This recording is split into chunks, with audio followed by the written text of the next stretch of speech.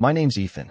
Long before things finally collapsed, I was already teetering on the edge, thinking about walking away from my marriage. For a while, it felt less like a partnership and more like I was just slowly fading out of someone else's life. But the moment I knew, really knew, it was time to go was during a family barbecue. They laughed at me, right there in front of everyone. That night, after all the guests were gone and the house had gone quiet, I just vanished.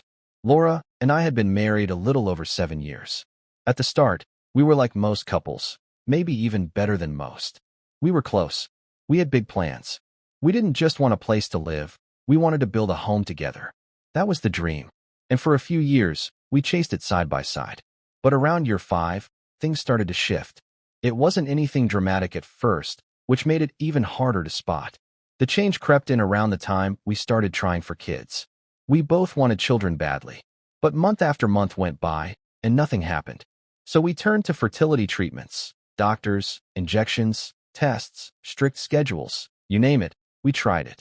Every month came with a little flicker of hope, and every month ended with the same heavy, silent disappointment hanging in the air like smoke.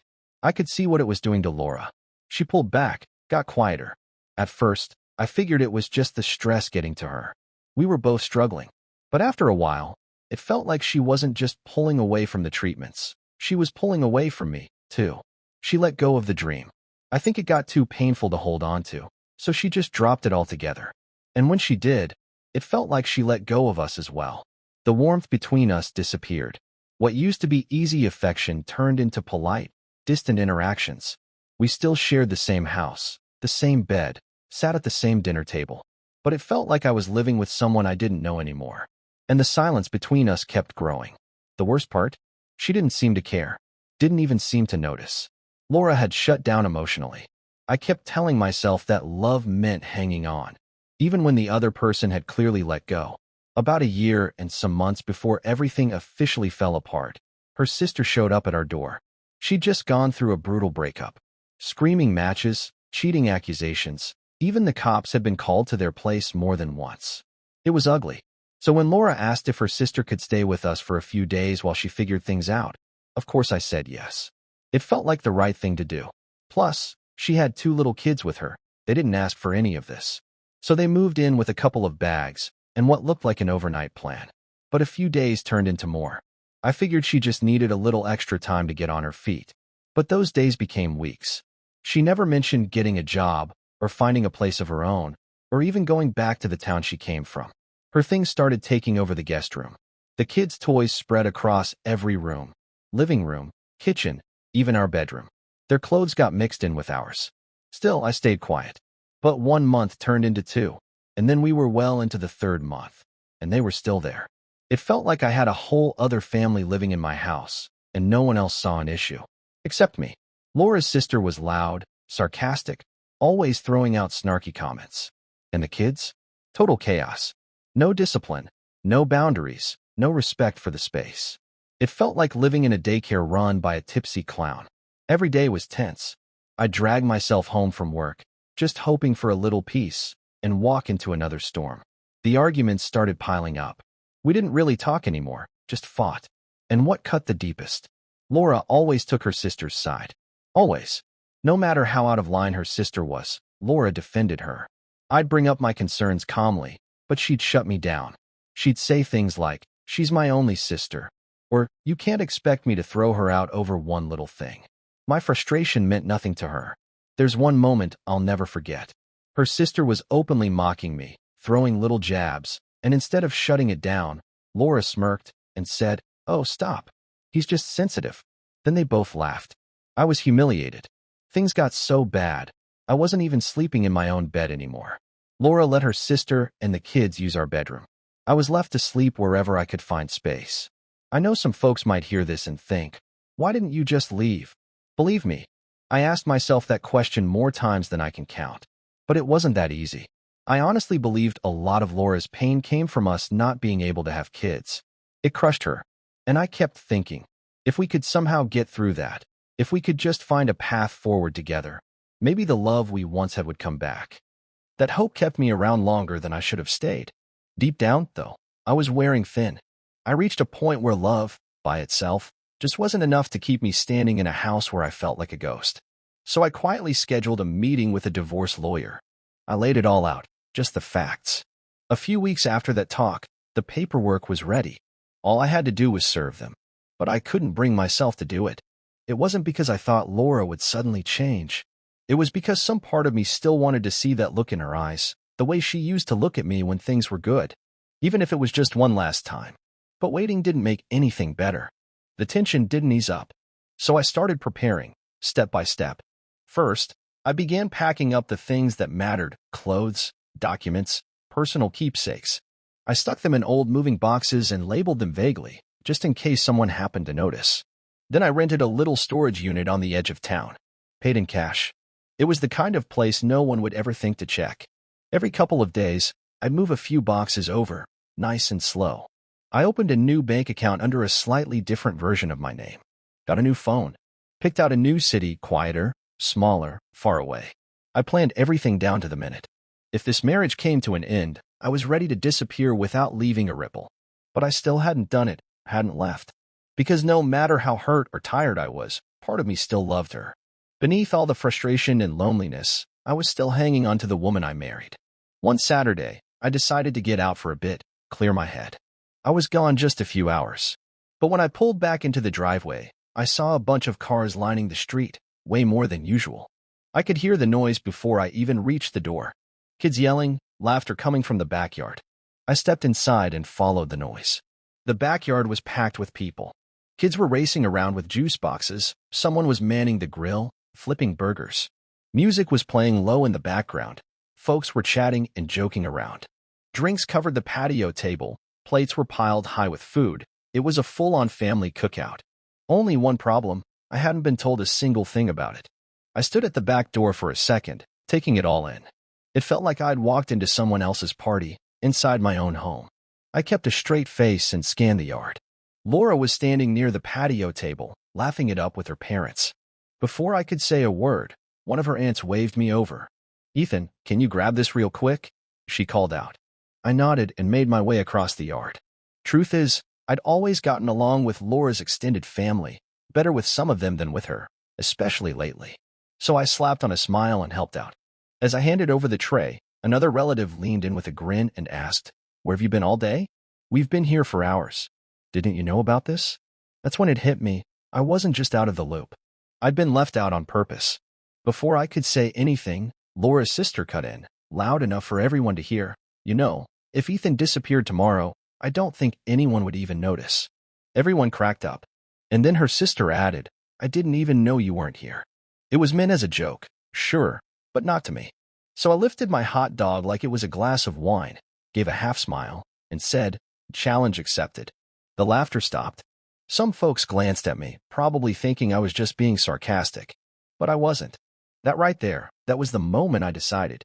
I was done being invisible in my own life. By the time things wound down and most of the guests had left, the house still had that low hum of noise lingering. But I knew. This was the night. I'd already been thinking about leaving, and after what happened today, there was no point waiting for things to get worse. I didn't need much. I grabbed the basics: some clothes, my laptop, important papers, and a stash of cash stuffed in a duffel bag. Just before I walked out, I laid a copy of the signed divorce papers right on the kitchen counter, right where she'd see them first thing. On top of them, I stuck a bright yellow sticky note. It said, "You noticed yet?" Then I walked out, locked the door behind me, got in my car, and drove away. That same night, I wiped out every social media account tied to my name. Instagram, Facebook, LinkedIn, gone. After I left, I pulled out my old prepaid phone, swapped out the SIM card, and tossed the original one into a storm drain at some gas station a couple towns over. I didn't want anyone finding me, not Laura, not anyone. I couldn't keep tearing myself apart by staying in that mess. I drove out to this small cabin I'd found a while back on a sketchy little classified site. It was owned by a retired guy who didn't ask questions, which was exactly what I needed.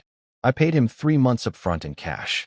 The place was tucked far enough into the woods that it felt like the world forgot it existed, but still close enough to town that I could run in for groceries when I had to.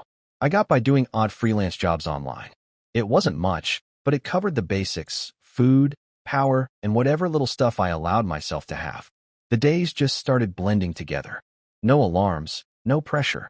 I'd wake up to birds chirping. One week rolled into the next. My beard started coming in thick.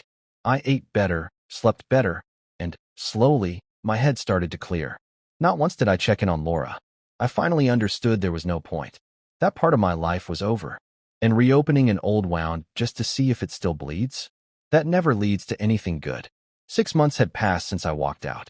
One day, I needed to grab an old personal file and remembered this email account I hadn't touched since before everything went down. I logged in, not expecting anything.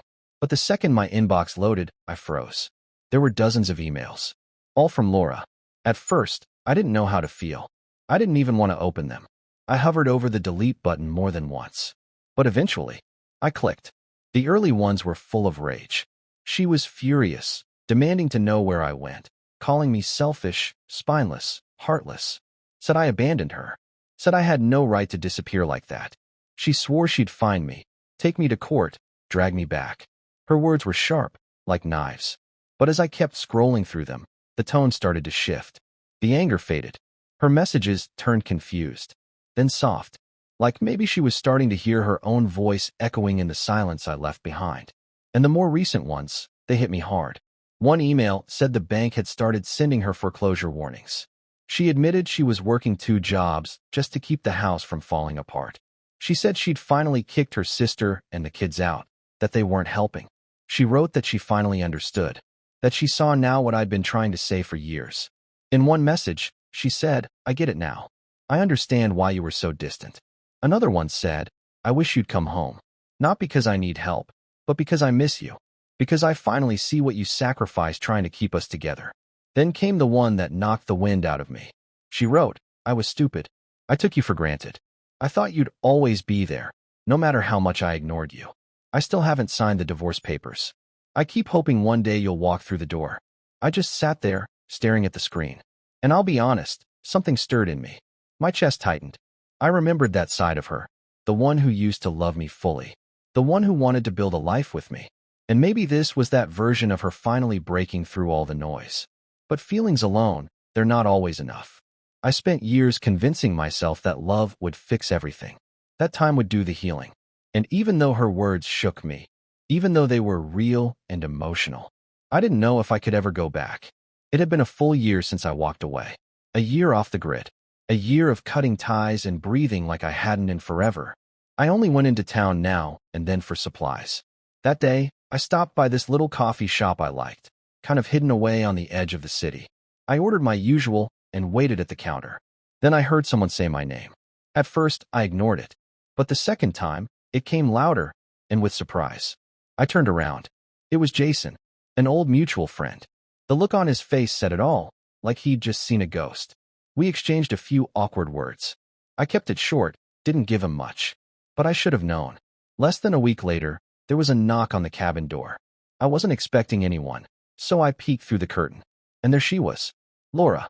For a long second, I didn't move. Then I opened the door slowly, face calm. "What do you want?" I asked. She didn't say anything, just broke down crying. She kept repeating she was sorry. Said she didn't realize how bad things had gotten. That she wished she'd listened. Understood sooner. I didn't say a word. I just let her talk. When she was done, I stepped outside with her, looked her straight in the eyes and said, "I'll come back, but only to end this the right way. I'll sign whatever needs signing." We agreed to finish things like adults. Civil, respectful. But I told her straight, I couldn't be her husband anymore. Not after everything that happened. Not after what her sister put me through. And not after she stood by and let it all happen. Laura didn't argue. There wasn't any fight left in her. Just a quiet, tired nod. She wiped the tears from her face, tried to smile, but couldn't quite manage it. And just like that, she left. You could tell she'd finally taken time to look back and really sit with it all. It's strange, isn't it? How people only start to realize the value of something, or someone, once it's already gone. Life has a cruel way of teaching that lesson. And the hardest part? I had to be both the one who learned it and the one who delivered it. For years, I stayed in a marriage that was slowly crumbling.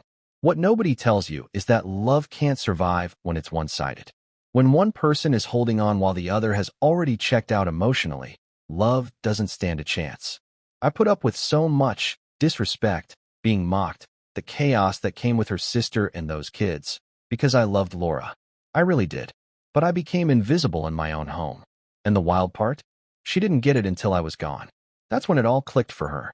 That's when she finally started seeing what I'd been trying to say for years. Maybe that's just how it works for some people. They don't notice what they had until it's not there anymore.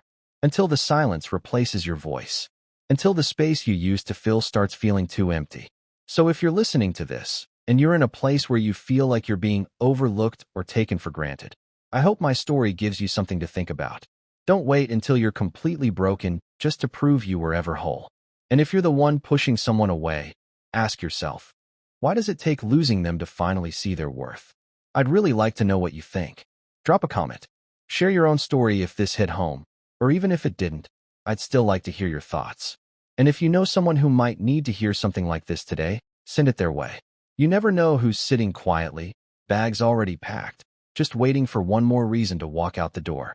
Thanks for sticking around.